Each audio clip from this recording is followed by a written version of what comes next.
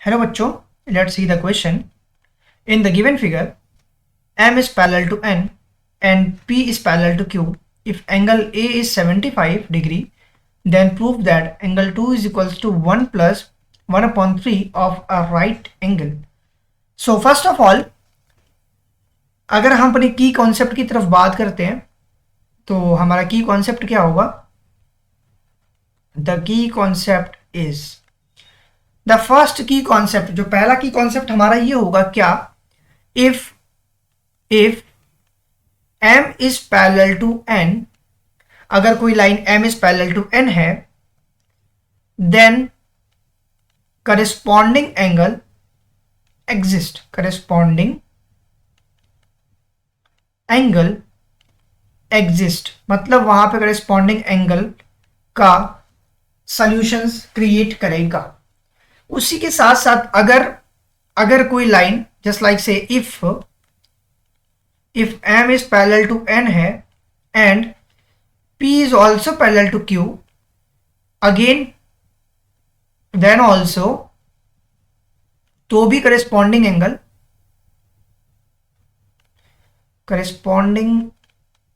Angle and उसके साथ साथ interior angle, that is co-interior angle, जिसको हम कहते हैं को इंटीरियर एंगल एग्जिस्ट.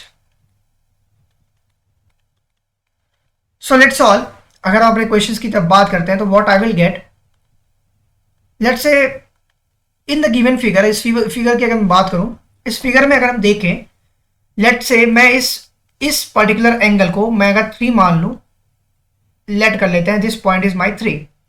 अगर ये पॉइंट 3 है तो basically line P, if P is parallel to Q, अगर P Q के पैरेलल है तो क्या होगा?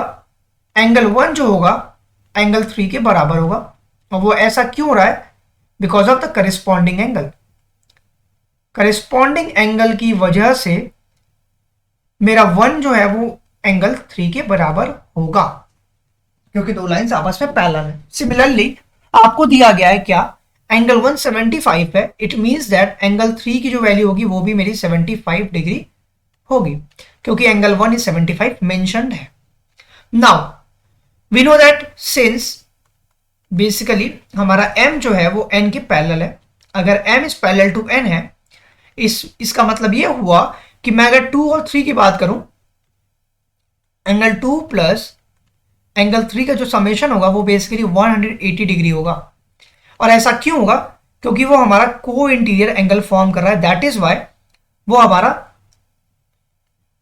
को इंटीरियर एंगल फॉर्म हो रहा है. को इंटीरियर एंगल, तो को इंटीरियर की वजह से इन दोनों का समेशन 180 के बराबर होगा. जहां पर हमें एक चीज मेंशन है क्या? ऑलरेडी 3 की वैल्यू 75 है, तो एंगल 2 जो होगा वो 180 माइनस 75, जो कि हमारा बेसिकली 105 मिल जाएगा. This is my 105.